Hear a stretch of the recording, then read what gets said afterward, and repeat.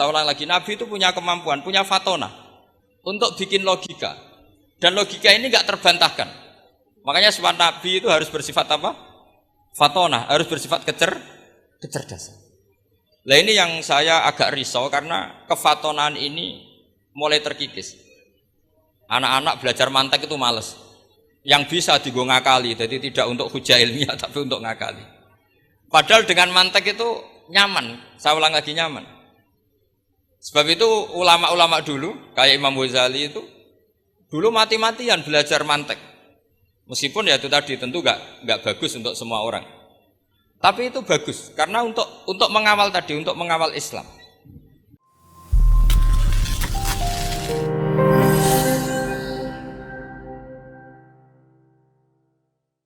Jadi saya mohon adik-adik terlatih bahwa semua ilmu itu ala bayyinah.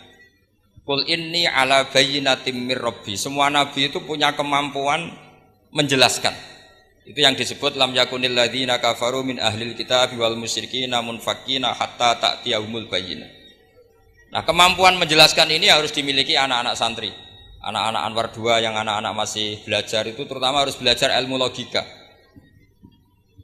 Termasuk kitab kebanggaan saya itu kitab Syarah Bukhari. Beliau ketika menafsirkan hadis atau mensyarah hadis, salasun mangkunna fihi wajata halawatal iman. 3 hal ini kalau seseorang tahu atau faham maka menemukan halawatal iman, manisnya iman. Beliau mengartikan manis itu artinya enak. Enak itu nyaman. Nyaman itu tidak iskal, tidak galau. Terus beliau mencontohkan, andaikan agama ini tidak masuk akal, maka kita akan galau selama-lamanya. Terus beliau menyontohkan, alam ini kata Allah, saya ulang lagi ya, alam ini kata Allah, itu diciptakan oleh zat yang super. Yaitu kalau oleh ilmu kalam disebut wajibil wujud. Terus beliau berargumentasi, cerita Islamnya Jubair bin Mut'im, berarti Mut'imnya ya. Jubair bin Mut'im bin Adi berarti Mut'imnya. Dulu zaman Nabi itu juga sudah ada orang ateis. Orang ateisme, kalau bahasa Arab dulu itu al-mu'attilah. Kalau bahasa Arab sekarang itu biasanya disebut syuyu'i. Orang-orang ateis itu enggak mau mikir, pokoknya bumi ya ono, langit ya ono, sebabnya apa ya mbah pokoknya ono. Terus sama Islam diterangkan, Dalalah Mut'im ini datang ke Madinah sebagai negosiator Asra Badrin, tawanan Badar. Dalalah Rasulullah pas baca surat Wattur wa kitabim mastur fi raqim mansur. Di antara itu ada ayat am khuliqu min ghairi syai'in am humul khaliqun. Masa alam raya ini langit bumi yang maujudat. Jadi bumi ini berstatus maujudah. Kemudian maujudah ini diciptakan oleh adamiyah. Jadi kalau kamu berfaham ateis, artinya hadhil maujudat khalaqahal adam. Ini semua yang maujud diciptakan oleh sesuatu yang tidak wujud. Kata Ibnu Hajar al-Asqalani, andaikan Islam datang seperti itu, kamu tidak bisa tidur. Akal kamu tersiksa. Karena kamu profesor kayak apa tidak bisa menemukan logika hadhil maujudat khalaqahal adam, bahwa maujud ini diciptakan oleh ketiadaan. Tapi Islam datang tidak seperti itu. Hadhil maujudat khalaqaha wajibul wujud. Ini maujudat diciptakan oleh zat yang wajib wujud, yaitu Allah Subhanahu wa ta'ala. Nah, dengan berpikir seperti itu, ahlul akli nyaman. Nah, nyaman ini kata Ibnu Hajar al-Asqalani menjadi halawatul iman. Jadi halawatul iman itu dimulai dari bayina, satu kejelasan yang sangat argumentatif yang kita insya Allah lanal tifitu yaminan wala simalan, sudah ada kemana-mana lagi.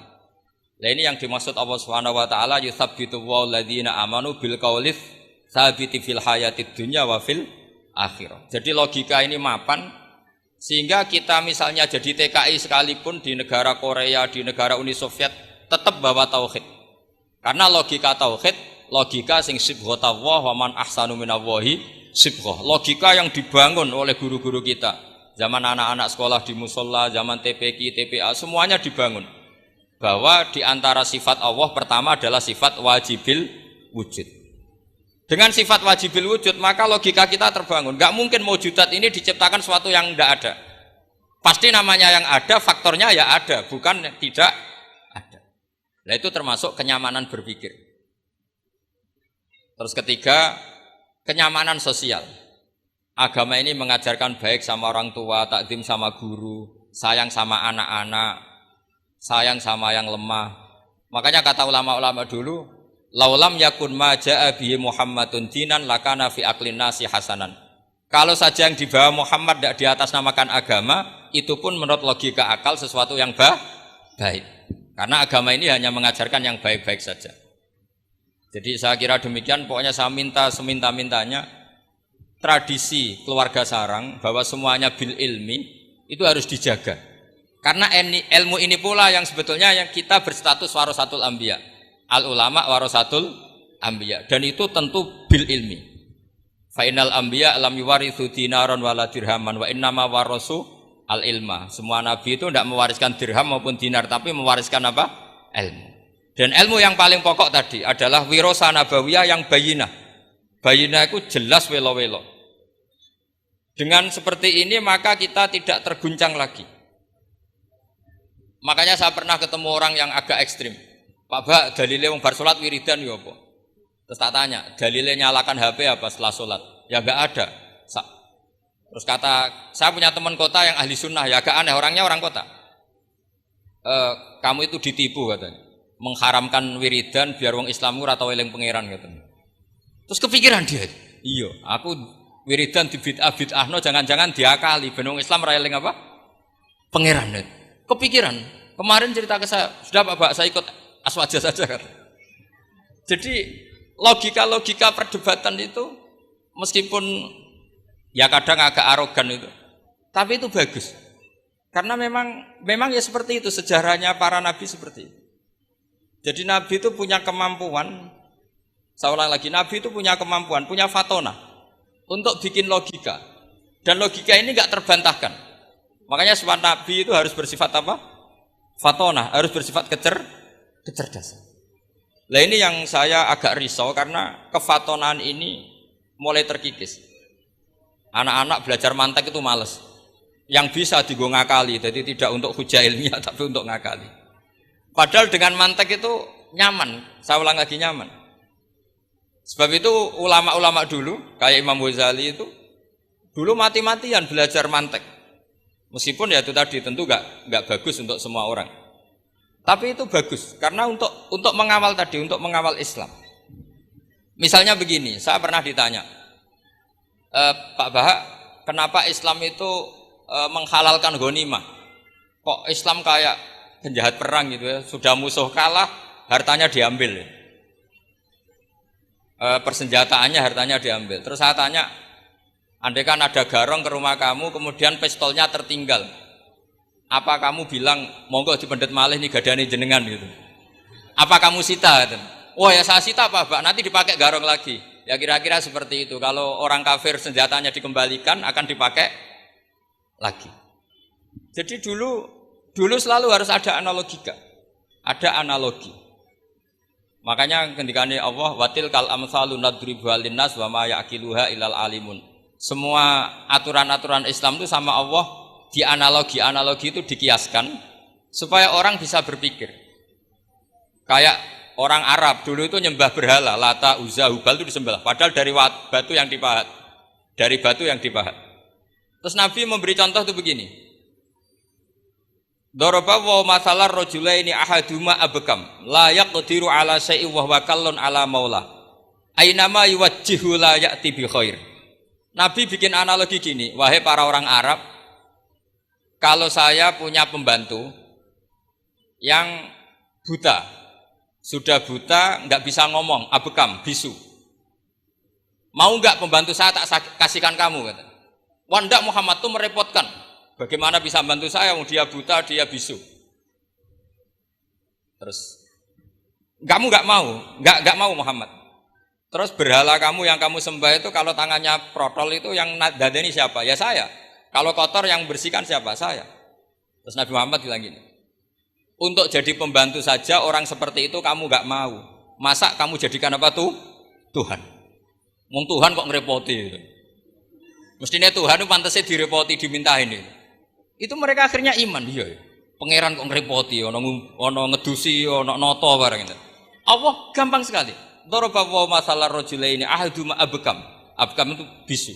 La yaqdiru ala ndak mampu melakukan apa-apa. Wa huwa kallun ala maula. Namanya bisu, tuli, itu hanya merepotkan yang punya. Ainama yuwajjihu la ya'ti bi khair. Diarahkan kemana saja tidak membawa yang positif. Akhirnya mereka iman. Makanya disebut lam yakunil ladzina kafaru min ahlil kitabi wal musyrikina munfakina hatta ta'tiyahumul bayyinah. Bahwa orang-orang kafir baik berkategori ahli kitab maupun orang musyrik tidak mungkin tercerabut dari akar kemusyrikan atau akar keyahudian, kenasranian hatta ta'tiyahumul bayyinah. Sehingga datang satu hujjah, satu argumentatif yang bisa mengalahkan pikiran mereka. Siapa itu? Rasulun minallah yatlu suhufam mutahharah. Nah sekarang Rasulullah sudah intaqala ila rafiqil a'la tapi punya warasah yaitu para ulama. Dan para ulama, para habaib, para siapa sajalah yang mewarisi ilmunya Rasulullah. Dan saya mohon sekali anak-anak ini harus terbiasa akademik. Ya akademik macam-macam lah. Saya berkali-kali baca hadis sahih. Yang paling saya cintai dari hadis itu apa? Yaitu kalimat-kalimat Rasulullah. Itu memang luar biasa. Misalnya beliau ngendikan orang mukmin itu baik semua. Ajaban li amril mukmin. Terus beliau ngendikan itu ajaban li amril mukmin. Inna amrahu kullahu khairun. In asobathu sarra sakara fakana khairan lah. Wa in asobathu darra sabara fakana khairan lah. Terus beliau ketika ngendikan kematian kehidupan itu optimis sekali dan dengan pandangan positif. Kata Rasulullah, anggap saja kalau kamu hidup itu ziyadatan li fi kulli khairin, potensi mendapat kebaikan. Kalau kamu mati, ya syukuri, anggap saja pengakhiran dari semua keburukan. Sehingga adat-adat kiai-kiai dulu itu kalau ada bajingan mati, orang oplosan kok mati, ya tetap bilang, saya nggih Pak niki saya. Meskipun hadirin enggak siap bilang saya. Nggih saya Pak nggih. Karena mautu hadzal fasik khairun lah. Matinya orang fasik ini bagus supaya enggak mereman lagi, enggak ngemel lagi, enggak jadi problem lagi. Jadi doa hidup dan mati itu seindah itu Rasulullah. Ya Allah, jika saya hidup, anggap saja ziyadatan li fi kulli khairin. Terus wal mauta rohatan li min kulli syarrin. Kematian adalah akhir dari segala apa? Keburukan. Saya ini termasuk kiai muda yang enggak pati takut mati. Artinya bukan karena saya yakin soleh enggak. Misalnya kalau ape mati pikiran kula Gusti ini akhir dari segala potensi keburukan saya. Artinya kagum saya bukan masalah takut dan berani ndak. Keilmian Rasulullah Shallallahu Alaihi Wasallam. Betapa mudahnya Nabi melihat sesuatu itu positif. Hidup dianggap tadi ziyadatan lana fi kulli khairin. Kalau kematian anggap saja rohatan lana min kulli syarri. Jadi mudah sekali Rasulullah. Nah ini menurut saya kefatonahan yang harus diwaris kita semua. Ya ngoten mawon. Assalamualaikum warahmatullahi wabarakatuh.